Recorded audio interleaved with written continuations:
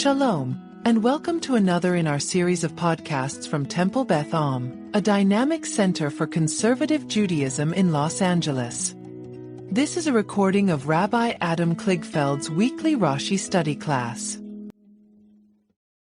Okay, let's jump into it. We were halfway through a Rashi on chapter 12, verse 22. So we'll read the verse to get us going, and then we'll do the three remaining Rashis on the verse. So the verse, chapter 12, verse 22 of Exodus. Ulakachtem agudat ezov. You shall take a bundle of hyssop, utfaltem badam, and dunk them in blood. Sher basaf, that is in the saf, and we discussed that, some kind of a receptacle. Rashi will talk about that and give us a biblical reference. V'higatem el hamashkof, we discussed as the root from higatem naga, to touch, or lahagia, to arrive, to bring something close. I'd always thought it was to arrive, but it might be naga. Bring it close to the lintel. V'el shtei hamezuzot, and the two doorposts. Min hadam asher basaf, from the blood that is in each of the safs in the receptacle. V'atem, and for you, lo teitzu ish mipetach beito, do not leave each person from his or her home ad boker, until the morning. Okay, so that's the verse. We dealt with the verse last time. We did any Rashis. Let's jump straight into the third Rashi on the verse, which is Asher Basaf. Everyone see that? Okay. Leonard, do you want to read Asher Basaf? Caught me off guard there. Bring a microphone closer to your guard.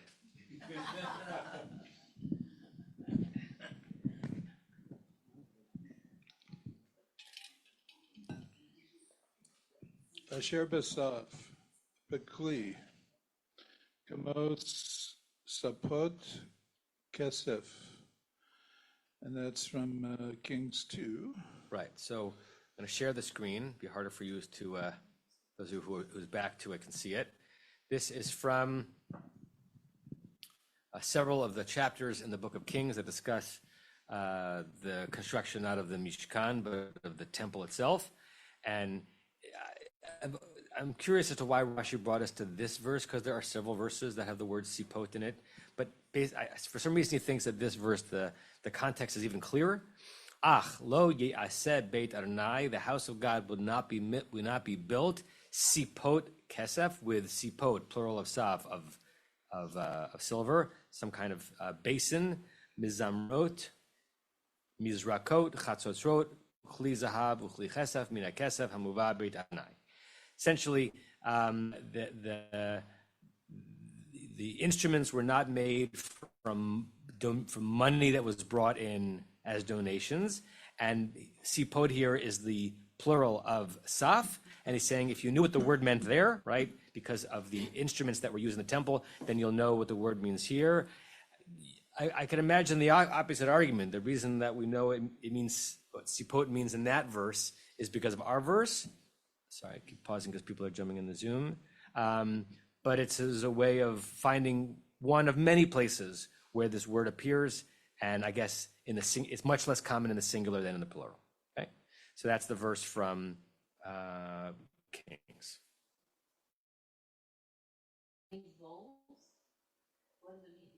It's a bowl, a receptacle, a basin. Yeah. So the question is, where is this blood? It's in a saf, and you reader might not be used to the word saf in English. But you know sipot because you know that story of the building of the temple. Therefore, that's what it is.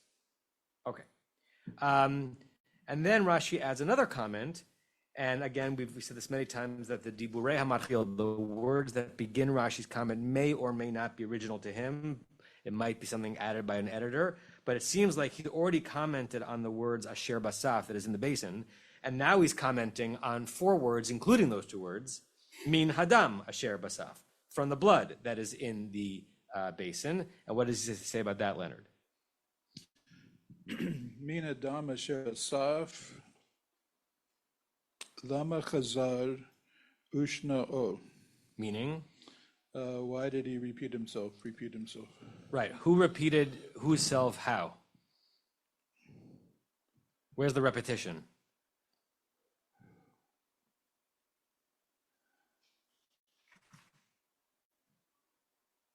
You already said Asher Basaf.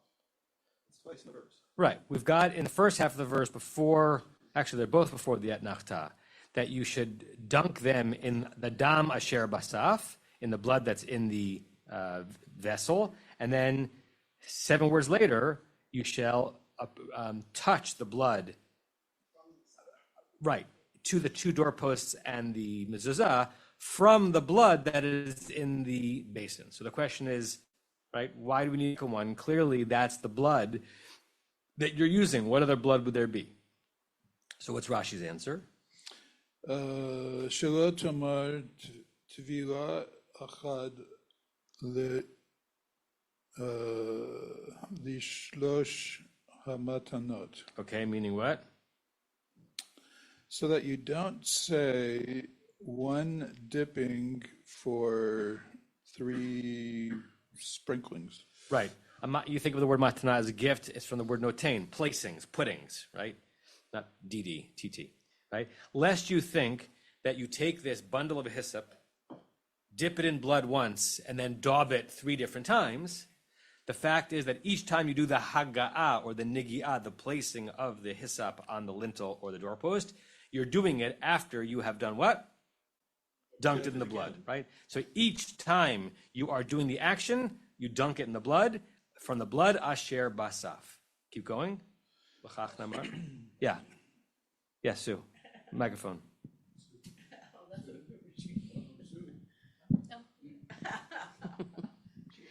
It gives a whole new thing to dip twice. It's like a dip twice thing. Interesting. Yeah. 3 times, but yeah. Right. Right. Multiple dippings. I never thought about that. Very good. Okay. Where's the 3? 1. Two mezuzot, because it's plural, right? We think of a mezuzah on the right side of an entryway, but they just thought of mezuzah as a doorpost, and it seems to be both mezuzot, both sides. Otherwise, it would be. What's that? Yeah. L'shalosh hamatanot, he said. Let me just have Leonard finish the Rashi, because he's just going to basically say this. Before he finishes Rashi. I guess before he finishes the Rashi. Well, before Sorry. he makes his comment. No, it's relevant to the continuation because in the Eitz Chaim, Yeah. where it says You mean the Torah Chaim? Torah Chaim, sorry, Yeah. Torah Chaim, where it says Ne'amar Od, then Asher Basaf is again bolded as if it's not part of the comment. I don't know about yours, but see this? So it's as if it should be in another Rashi.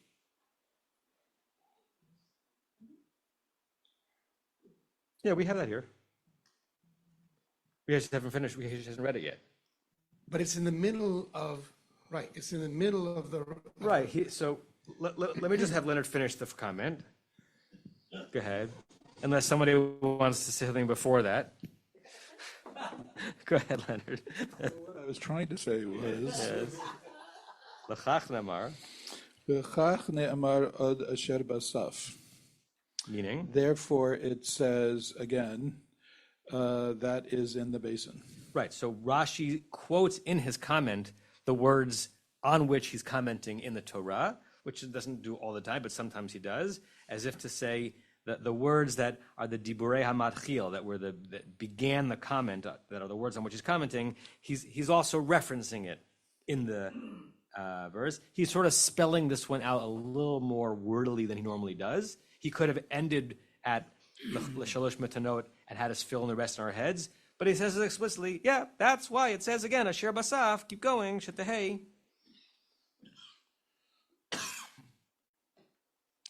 Asher tehei kol netina unetina min hadam asher basaf. So it should be that every sprinkling and sprinkling should be from the blood that is in the basin. And not from the blood that is already on the hyssop, right? Keep going. And the way Rashi goes next makes me think that Well, keep going, and then I'll reserve my comment. Al kol. Al kol haga'a tivila. Meaning? That's a good question. On every apparently striking of the dipping, huh? So haga'a is Rashi's gerund of the verb vihigatem in the verse. Every bringing close. If it's from naga, every striking, touching. If it's from lahagia, every arrival. For every time that you're bringing the hyssop to the lintel or the mezuzah, it has to have a tivila, right? Each and every one. So it's a more elaborate action. And jumping off on what Sue said, whether or not there's a conscious or unconscious connection between the number of dippings here and the number of dippings in Pesach, we're certainly seeing the precursor, and someone mentioned this last week, a very particular ritual act to observe this Pesach. That was you, right? Which again maybe unconsciously informs how Hilchot Pesach gets developed. You can't just daub it once, and you can't dip it once and daub it 3 times. It's not, da, da. And if someone watches you and says, "Wouldn't it have been just the same to do it the other way?" You'd say, "No, the Torah requires me to do it this way." Right? Microphone. How many of the Israelites at the time do you think did it right and got this subtle? Well, what I'm pretty sure is that there was one being done led by Moses, and then there was a lay-led effort on the next level of the building. That Moshe was occasionally allowed to come and explain how to do it more accurately. Okay. I just wanted to say that this is analogous to washing your windows at a gas station. Do you dip it for each window, or do you do more than one window on a single dip? Right. Isn't there also a Seinfeld about the double dip? The double dip. Right. Right. Yeah. Okay. Anything else on that, Rashi? Yeah, I'm back again. Actually, this is a comment I should have made earlier. So Rashi's referring to Malachim Bet, where it's silver bowls, and he even says silver bowls, right? Who he? Rashi. Does Well, Rashi? he quotes that verse, "Kmo sipot kesef," from the verse. It's a quote. Right. Is he implying Hebrews who were living in Goshen and were herdsmen and hadn't yet really availed themselves of the gold and silver that they took from the Egyptians had silver bowls? I don't think so. I think he's saying, you know that phrase sipot kesef, and you scholars of Malachim Bet know what it means there. You know what sipot means there. So sipot, it's nothing to do with kesef. I think he's just quoting that phrase, and he's saying saf is the singular sipot. That's what I think. Stevie. Yeah, I'm frozen up there. Joel mentioned it last week, but there is another possibility for what the word means, and in the Mechilot it's actually said as a machloket between Rabbi Eliezer and Rabbi Akiva, that it could mean the threshold, like the doorway. Oh, right. Al-Saf. Correct. So It's that sipot, not the other version. so Rashi's taking a stand on this machloket. But not on the substance of what they're made of. Just to clarify one thing. Clarify with a microphone. It says that the machloket was between Rabbi Akiva and Rabbi Yishmael. And you have a different. Is that not what I said? Did I use different names? I heard a different name, but I could be completely mistaken. They're also machloket. They're also machloket that appear between different pairs of colleagues. Yeah. No, that's right. It should be. Okay. Rabbi Ishmael and Rabbi. Let's do the next Rashi, Leonard. This is the last Rashi of Atem Lo Teitzu. One of my favorite pieces of sermonica that emerges from the Pesach story. Go ahead. Ve'atem lo tetzu v'gomer. Let's anticipate Rashi if you haven't read it. What question could you ask on God's instruction, don't leave the house? Right, and why not? What's the question on the question? Microphone.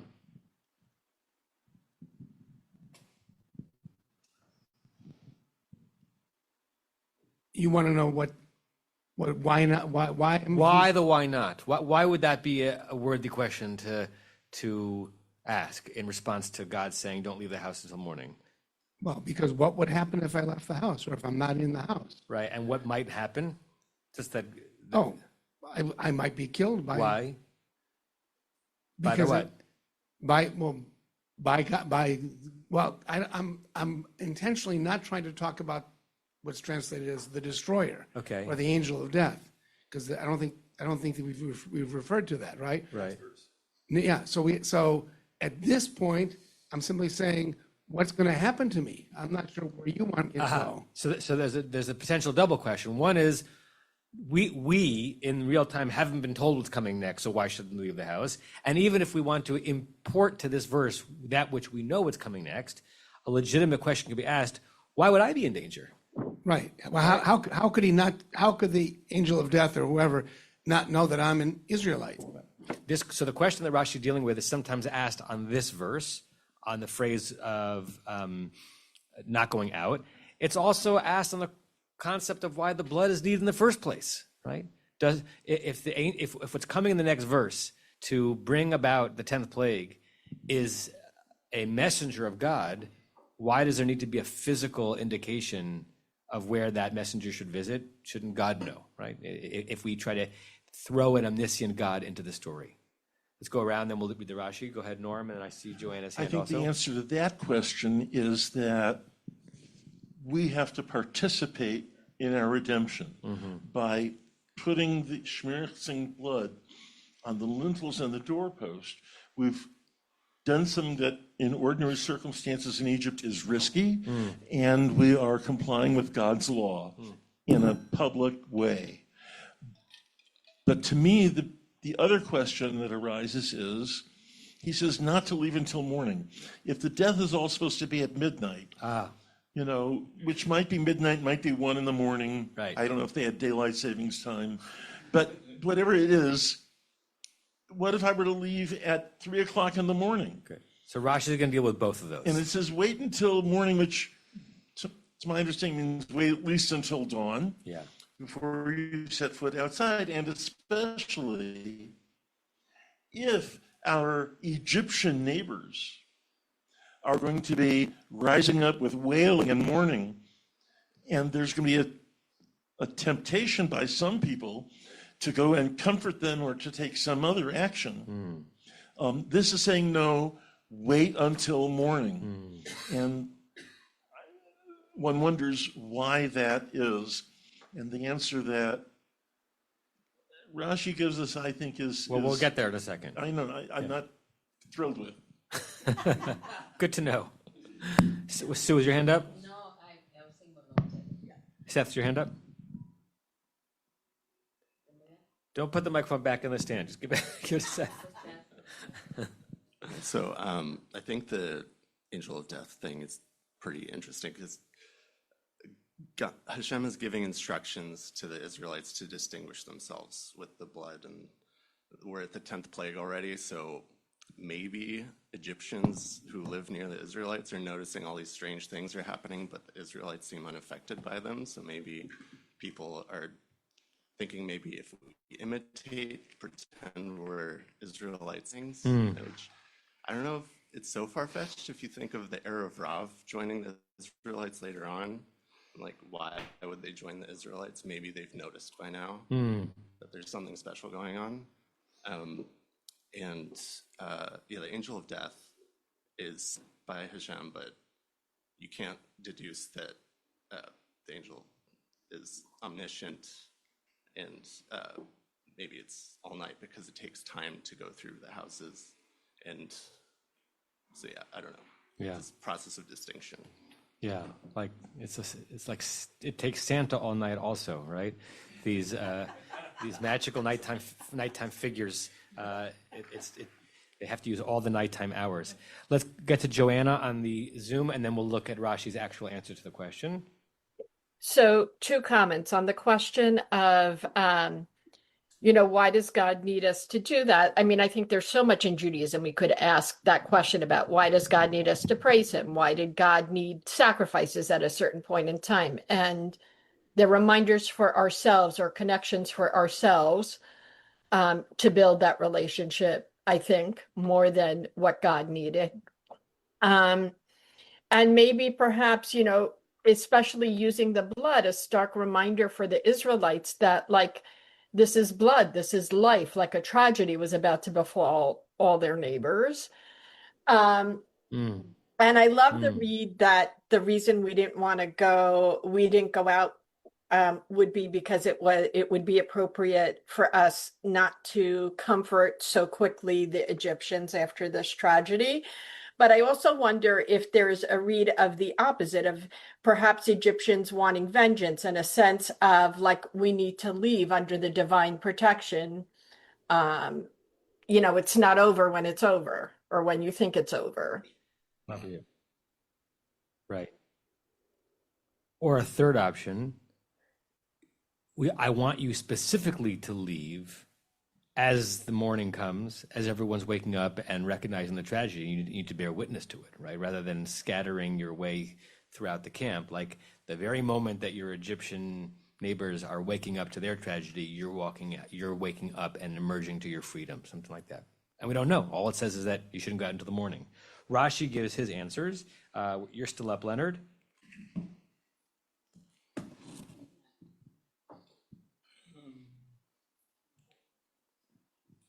Atem lo tetzu v'gomer, and you shall not go out, etc. Magid shemei achar shenitna reshut lemashchit lechabel, eino mavchin ben tzadik lerasha. This is the beautiful, very tight piece of sermonica. See if you can translate it. Okay. Because this tells us that after permission is given to destroy to the destroyer. Right, that is given, the mashchit, the destructive force, is given the right to lechabel, to destroy. We have that word in modern Hebrew, right? What's a mechabel in Hebrew? A terrorist, right? To terrorize, right? So once the force, the power, the individual, the angel is saying, okay, I God asked you to do, eino mavchin. He cannot distinguish between the righteous and the wicked. Okay, just linger on that a second, right? Rashi's pulling it from Midrash and as an answer to the question of why they can't go out. But think of the implications, right? The sermons in Divrei Torah and warnings you could give to yourself and to others based on this human insight. Let's linger on that a second. If what's going on here is not just about the angel of death on the 10th plague, but also about something in the condition of reality, then what? So someone teased out the sermon a little bit. Diane?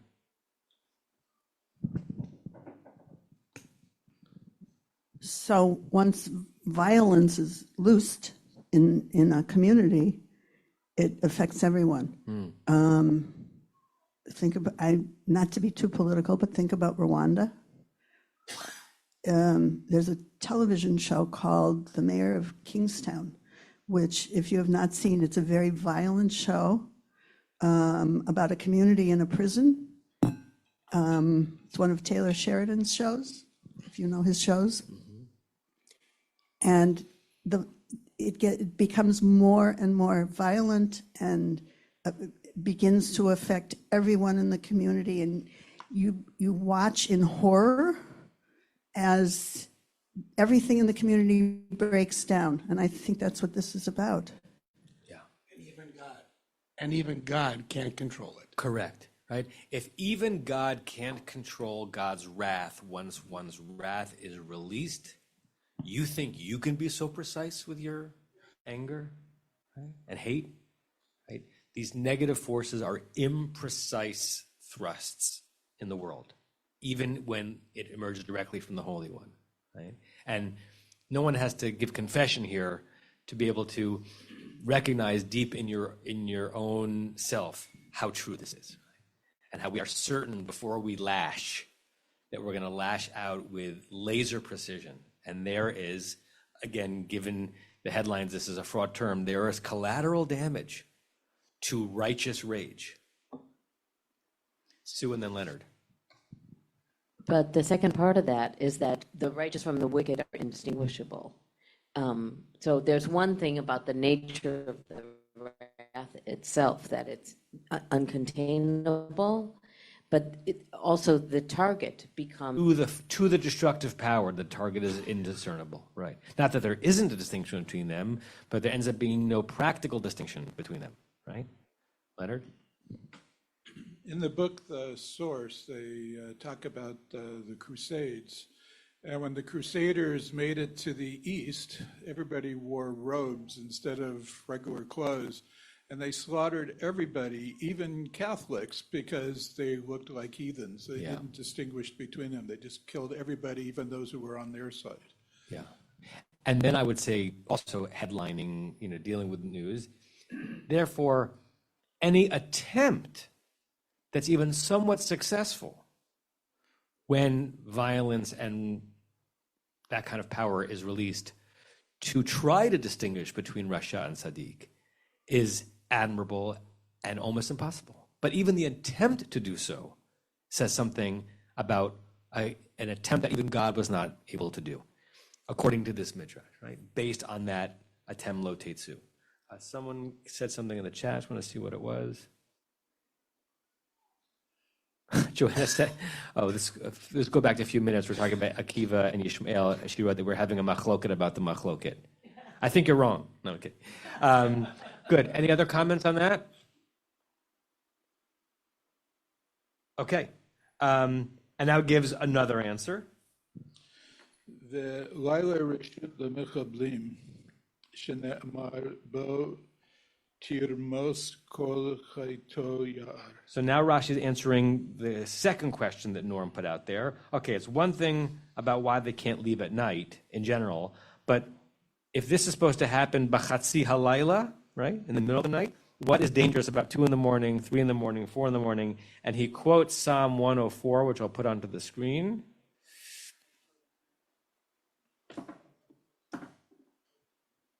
Okay. Anyone know what day this is the Shir Shel Yom for? Psalm 104? I'll give you a hint. It's a very, very long one. Begins like this.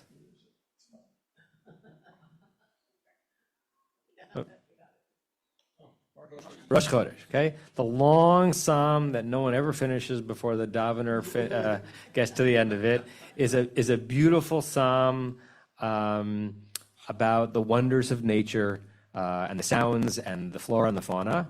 And in what verse was it? Verse 20, you have the following pasuk. Tashet choshech vihi laila.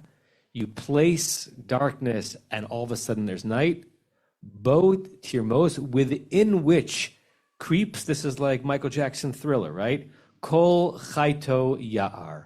All of the scary living things of the forest, they creep around all night long. Yeah, romes, kol haremes haromes al haaretz, to a creepy crawly. It's the way the Torah describes snaky things, right?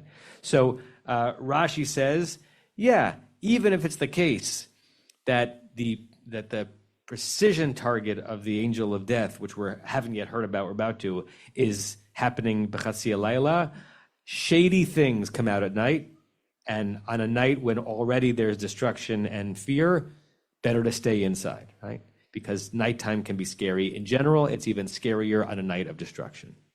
Yes, Tova.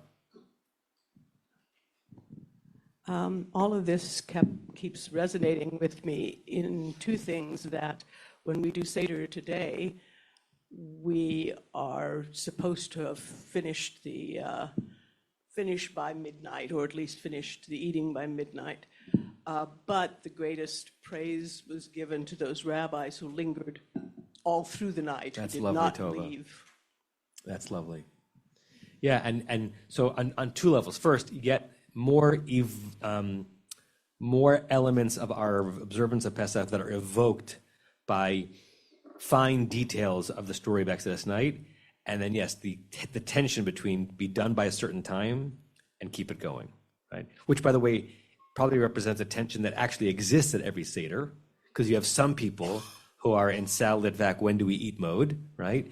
And some people want the night to linger because this is to relish in the story and to allow the question to go on is why we're gathering in the first place. So that tension is present at most Seder nights. Great, thank you for that, Tova. Okay, anything else in that verse? That was chunky. Yes. I just noticed the similarity of the word here where we have, what is the word now? The mashchit, to shochet.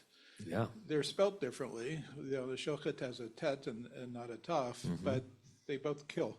Yeah. Yeah, that's probably not a coincidence, right? Sometimes tets and tufs are truly from different roots, but sometimes the homophonic nature of words whose letters are now mostly interchangeable might mean an earlier association between the meanings. And lahashchit, to destroy, and to slaughter. There's something about that shin chet beginning of that root, ending with a t sounding ending, that has to do with going from life to not life. Yeah. Good. All right, let's go to the next verse. Verse 23. Yeah. Hey, Barbara, do you want to read verse 23?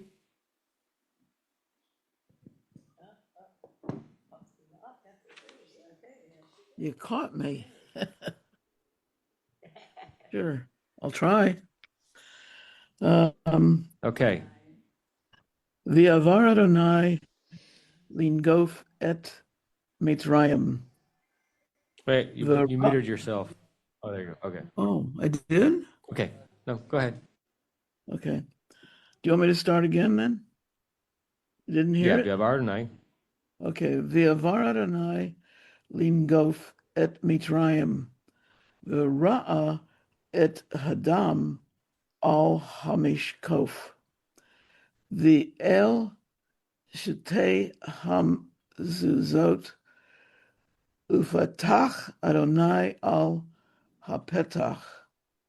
V'lo yiten ha-mashchit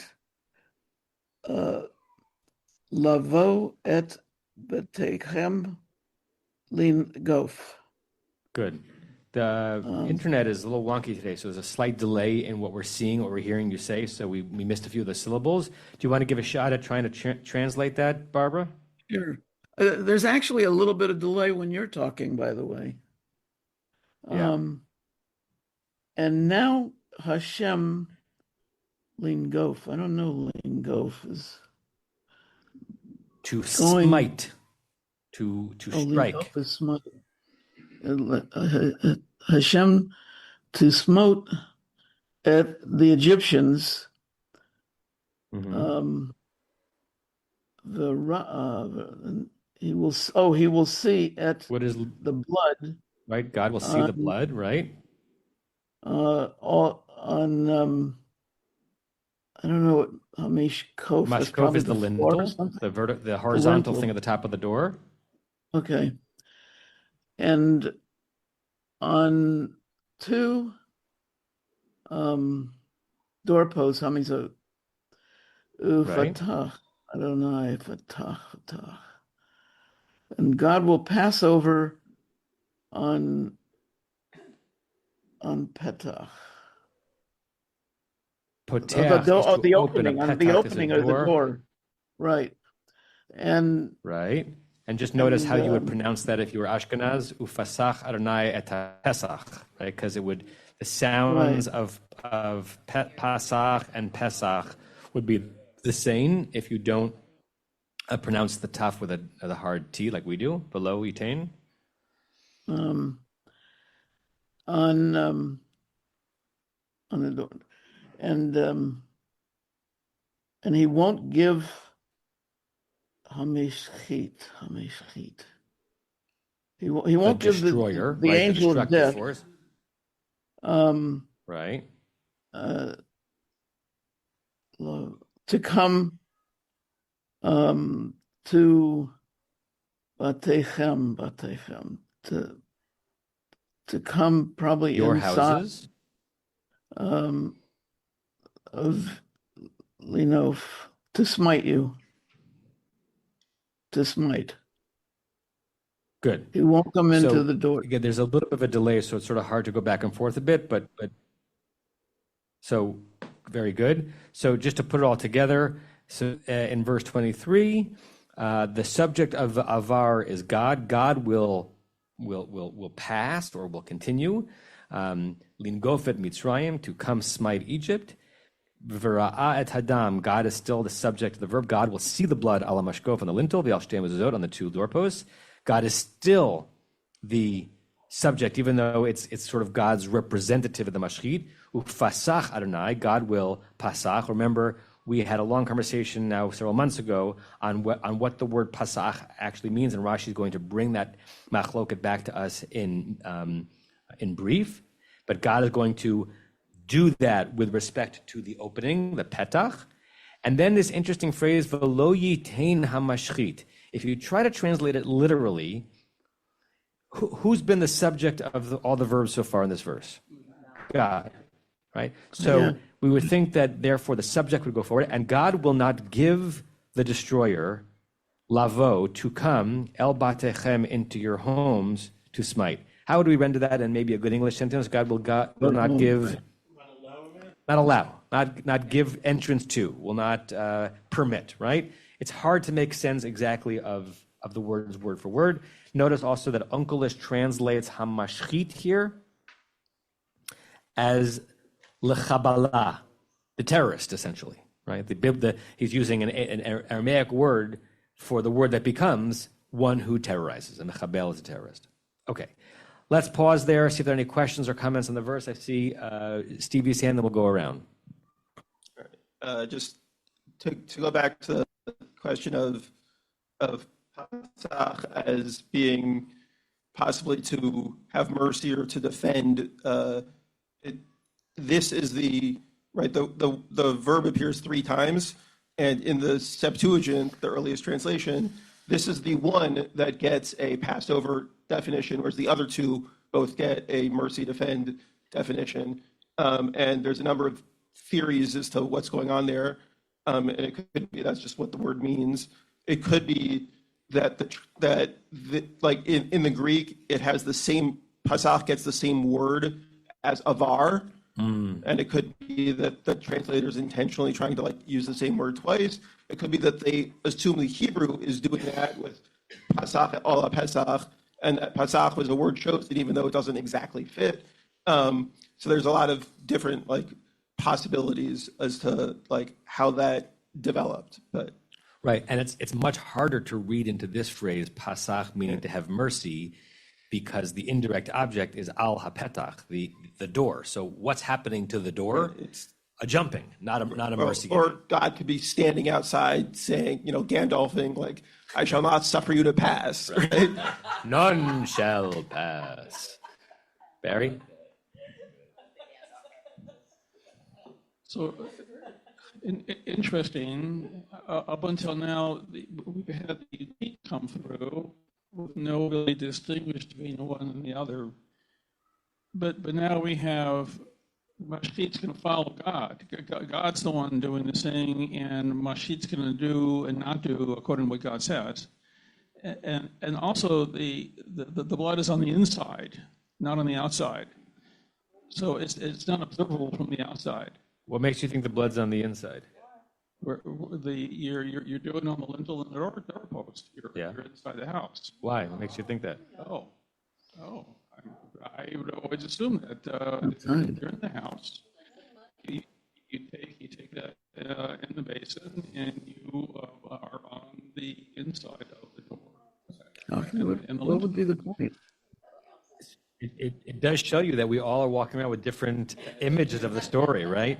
In terms of the first thing you said, Barry, you're right that when the verse actually tells us about the mashchit, it seems to be a direct agent of God, and God is actually there, Gandalfing, deciding whether or not you go in or not. when Rashi references the mashchit in the previous Rashi comment, we haven't read that verse yet, but we know it. And it makes it even more striking, even with God there pointing to whether or not you can go into this house or that house, it would still be dangerous potentially, because there's still no way to rein in and contain the mashchit, even with God right there as the, as the threshold or at the threshold. Yeah. Other ones on the verse itself, we look at Rashi? No? Okay, Bill. One could easily paint the blood both on the inside and the outside of the lintel of the doorpost. You could do both. Yeah. Yeah. You need six different. Not necessarily. Right. Art Scroll would say you need to do it 12 times because the first time probably wasn't sufficient to fully cover it, so you have to come back and do it again. Sue and then Diane. Or Diane and Sue. Where's the other microphone? Oh, okay. So I'm thinking about a reference in the Haggadah, God and not a smiting angel. Yeah. Right? There's a list, right?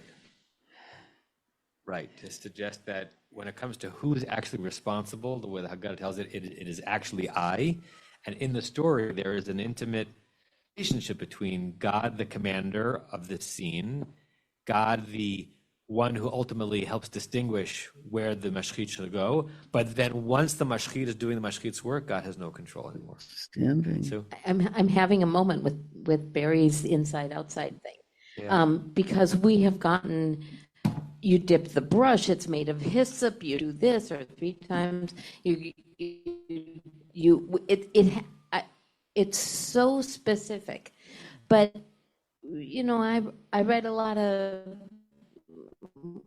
bids for work in your house, and I read a lot of paint the door bids. We're doing the interior and exterior sides of the door because it makes a difference that you're going to be inside the house and messing up and making clean and whatever. It makes a difference that you're doing the interior side also. Yeah. And it's left out, and Barry thinks inside. I've never thought inside. Most of us haven't. It's like, well, wait a minute. Why would it have to be inside? Yeah. What are you messaging you and them? It's very interesting. Everything else is. It's like before you go under your anesthesia where the surgeon makes you affirm, we're doing this leg, right? Right? Seth, is your hand up? Oh. Just briefly, I'd read a contrast between this plague and Pharaoh's order to kill the sons of the Israelites. And in that contrast, there's a difference between Hashem's Malchut and Pharaoh's Malchut. And Pharaoh tells the midwives to kill the sons, but they can refuse. The destroyer can't really be restrained. God gives the order, and then there's no stopping it. That somehow the midwives are more powerful, as it were, in that scene than God's mashchit can be in this scene. They can impose their will to make sure that some tzaddikim are able to live. Let's go around. Barry, Stevie, Larry. Just like this inside outside, I think everything's so specific on how you do this up and how many dippings and how you put the blood in the basin. Everything's so specific except one thing it didn't say you're supposed to do it on the quest. Stevie? Just to respond to Diane, that the beginning of the pasuk does have God as the active, participant, right? God is the one who's passing through to smite the Egyptians.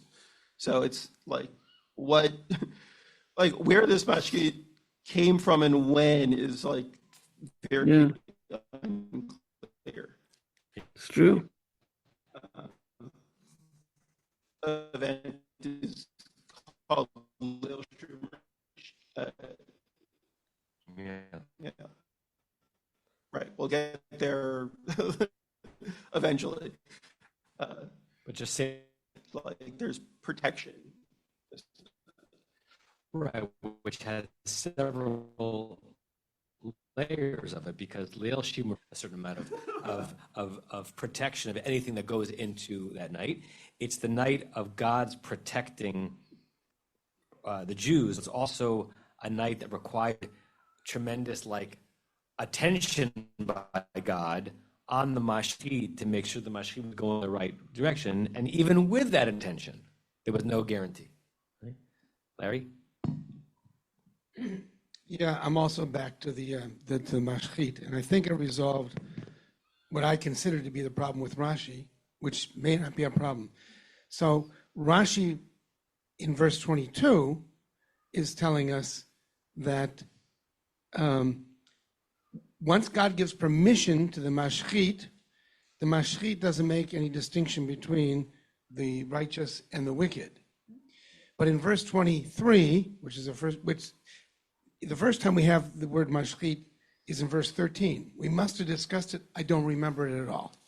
You can go back and look at that, but I'm going to talk about verse 23. So God controls the mashchit in terms of telling him where to go. He doesn't control the mashchit in terms of telling him who to kill, which makes perfect sense in terms of what you talked about in terms of the Shemonic aspects of this whole thing. So, and Stevie, God's action in 23 is he's saying, go here, don't go here, don't go here, don't go here. But he doesn't actually do the killing because his agent is doing the killing. So I can weave together a story that makes a whole lot of sense. I'm still terribly troubled by the fact that God is unleashing this force that he can't control. Yeah. Go back to look at verse 13 a second. It's an interesting thing to compare it to because it also is one of the other places that Stevie was referring to where the verb ufasach appears. Are we in the Chapter 12, verse 13, just 10 verses ago. V'haya hadam lechem la'ot, the blood will be for you as a sign. Right? Remember that where we are today in what we're reading, is it happening? We've already been told it was going to happen, right? That was earlier. It will be for you as a sign, al habatim, upon the houses, asher atem sham, within which you are. V'ra'iti et hadam, I will see the blood, right? I, God, not I, mashchit. Ufasachti alechem, and I will pasach over you. The way that is formulated, it makes it easier to translate it as have mercy, spare, as opposed to jump over, whereas in our verse, the object is not alechem, you, but the door, right? V'lo yeh bachem negev, there will not be amongst you any kind of the root is used, Larry, but it's not a named monster, right? It's all God who is going to pasach over you, so no terrible thing happening behakoti be'eretz Mitzrayim, as smiting the land of Egypt. It gets turned in our verse into a thing, a mashchit, a presence, a force, a boogeyman, right? There's an evolution. No one hears you. I know, it's very frustrating. Yeah, no, it's not frustrating. But that's not what altar does. So altar's translation is the blood will be a sign, in verse 13. Yeah. And the blood will be a sign for you upon the houses in which you are, and I will see the blood and I will pass over you. And no scourge shall become a destroyer amongst you when I strike in the land of Egypt. Mm-hmm. So turning the mashchit into a type of a being, a mashchit, as opposed to causing destruction. It's subtle, but and how does Kaplan translate it? Oh. The blood will be a sign for you on the houses where you are staying. I will see the blood and pass you by, Pasach, and there will not be any deadly plague among you when I strike Egypt. Yes. So he's saying that the Negev is the plague. What kind of plague? Negev lemashchit, a deadly plague, which is very different than a being named the destroyer. And I apologize because I defer to you almost always. I still disagree. This is not where it's happening. The difference is in verse 13, it's where God is instructing Moses. Correct. And in verse 23, it's where Moses Correct. is repeating to the elders what's going to happen. So he's elaborating on, or he's interpreting Correct. what he was told. Correct. Don't apologize. That's exactly right. Diane and Larry? Alan and Bob? Barry? So Tom, I'm Dick, reading. and Harry? I don't know, whoever you are. I'm reading now that involves the plague in Europe, And people staying in their homes and putting protective amulets and things on their houses. And think about COVID when we were all in our houses trying to stay protected from this thing that was destroying people. Yeah. What book are you reading? The Weight of Ink is fabulous. It's a novel? It is a novel that takes place in present day and also in the 1600s. And it's about, I don't even know how to describe it. It's a woman who is It's a great story. she's scribing for a rabbi who was blind and also has her own thoughts about God and the existence of God. And at the same time, the papers that she leaves behind are discovered by modern day people who are scholars, historians. It's a fabulous book. The Weight of Ink. Did you read A Year of Wonders by Geraldine Brooks? Very, very, very, very long time ago and very contemporary at the same time. Right. Yeah. Alan, then Barry? The notion of the word pasach, can it also mean to protect? Is that sense of pasach as protection? Well, I mean, it depends on who you ask, because Onkelos translates it, and Rashi's going to get to in a second, as to have mercy on. Protect, not really, but have mercy on, to make sure that a bad thing does not hit you. But it's less a notion of protection than to be merciful, at least the way Onkelos is translating it. But we only know it from a few places in the Bible, so all of our sense of what the verb means comes from these stories. Yeah. Barry? Zohar in Rashi goes on and on of God's creation of evil as part of the creation story. And this evil as an independent entity from God, yet God's created it out. Yeah. And so the question, where does Mashiach coming from? It's already in the story there. So if you go back to the Rashi, on the word ufasach, we've already kind of dealt with this, but let's have Barbara read it so you see Rashi say it tersely, and because Rashi says it somewhat more expansively on verse 13, which is the verse that Larry was quoting before. Ufasach. Ufasach. V'hamal v'yesh lamar l'di leg. Okay, yeah, speak a little bit louder, Barbara. But either way, we can read what you wrote, what you read. Ufasach, that's the verb. V'chamal. What does chamal mean? I don't know. Which means what? Mercy, right? And if you look over at Onkelos on the verse, look at Onkelos on verse 23. V'yitgelei Adonai lemimche yad Mitzrayim v'yecheze yadam. God will see the blood al shakfa on the mashkof, on the lintel, on the two doorposts. For mezuzah seems to be very evocative of the staff that held the blood. I don't know if that's something or nothing. And his translation of ufasach is v'yechos, chas, right? As to chas on something is to have mercy on it, right? Like chas v'shalom is in that phrase. There's a phrase, Rachmana chasa al mamunam shel Yisrael, that the Holy One has mercy for the money of Israel, which is a way of, it's sometimes used to explain why we might be more lenient in Jewish law if it will cause hefsed meruba, great financial distress, because ultimately God does not want us to be poor. Rachmana chasa has mercy on the finances of the Jewish people. Right? So first thing Rashi says is ufasach, maybe it means have mercy on, which is certainly more possible in verse 13, but now, as Steve kind of anticipated, v'yesh lomar, and some say vidalag. What does lidaleg mean? Skip over. We see that in liturgy. We just had it this past Shabbat, that when you read Hallel on Rosh Chodesh, You do Hallel bit dilug with a skipping, because there are two half psalms that you skip on Rosh Chodesh. It's called a half Hallel. It's not a half Hallel. It's like a 93% Hallel, right?